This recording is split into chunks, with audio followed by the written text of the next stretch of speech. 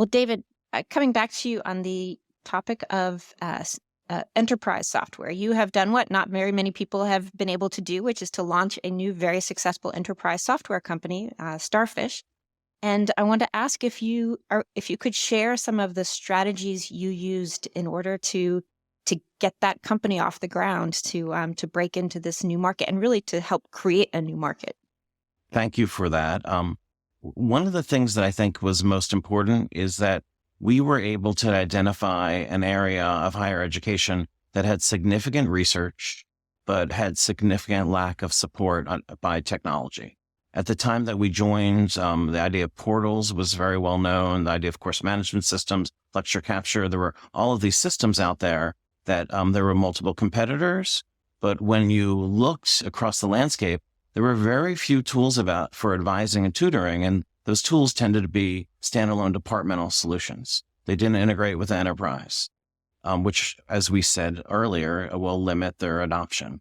So what we did is we found the latest and greatest research about what works in terms of advising and student services, and started building software to support those capabilities. And the thing that surprised me is we often would reach out to researchers, to heads of associations, and they'd take your call.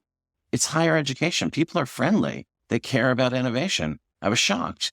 And so by having access to people that are on the cutting edge of research, that want to spread their ideas, by taking that research and being able to coherently explain to, once again, these chief academic officers and these heads of IT, that you are embodying the work that their faculty have done and faculty that they know across the country to make the student experience better, it sparks an interest in them. So I think this idea of having a strong research basis for what you do and collaborating with those researchers opens a significant number of doors.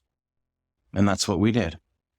I recall from an earlier conversation that you also were very strategic about in your outreach efforts, that you identified certain patterns in when institutions would have funding streams available to purchase advising systems or might be open to trying something new. Can you share a little bit about what sorts of strategies you pursued, what you found to be what worked well for you?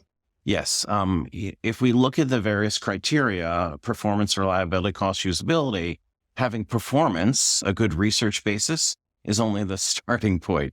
One of the biggest barriers for adoption is finding institutions that have the budget, right? So how can we know of the 4,000 to 5,000 institutions out there, which ones are ready to do something about this new technology, about AI, about advising, about a new inequity initiative? And the way to do that is there's often federal and philanthropic funds that are given out to institutions. Those things like Title V grants, Title III grants are publicly available. You can look at a database of who received a 5-year grant and know in the second year they're going to start spending the money on technology. Their synopsis is online. It's so useful. Or starting to track some of the philanthropics that often will do pilots of, let's take 30 or 40 institutions and try something new on that. If your product is compatible with that particular approach, then it's a great door to knock on, as opposed to many, many other doors where their funding cycles are down.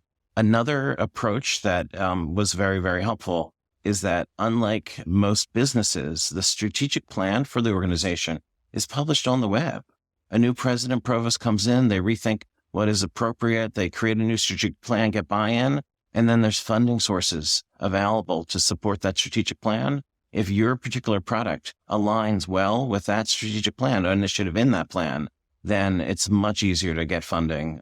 It's not just important to have a product that performs, but a product that there is money to buy it is critically important.